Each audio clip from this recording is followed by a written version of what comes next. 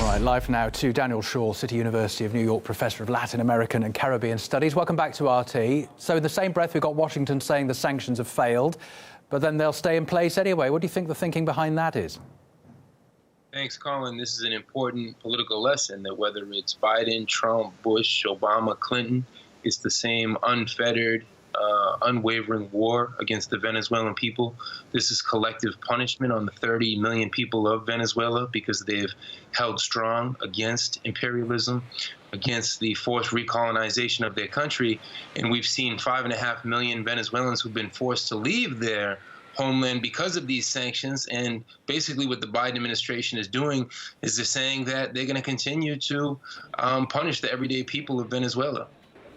What about that offer of temporary legal residency for up to 320,000 Venezuelans currently in the US? Is it a humanitarian gesture? Do you suspect something political behind it? Yeah, this is certainly politicized immigration policy. They did the same thing in the 1980s and 90s with Cubans.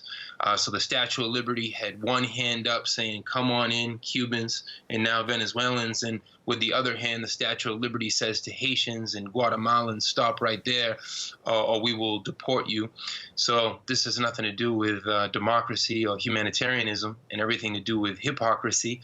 This is the battle of ideas. This is to try to make socialism look like a failure the world over, so then the CNNs and the Foxes can snap the photo ops and make it look like somehow the Statue of Liberty is embracing these quote-unquote poor refugees from Cuba, Nicaragua, Venezuela.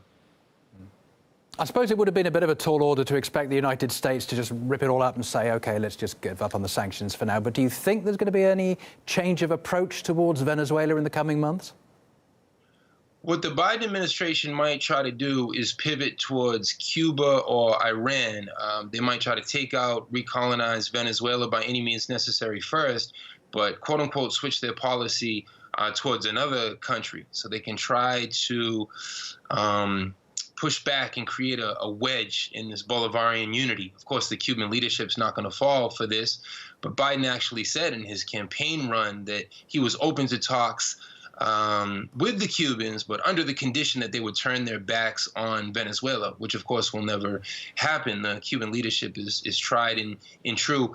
But Venezuela remains a massive prize in the international chessboard, so we see just how ruthless and fiercely U.S. imperialism continues to go after Venezuela.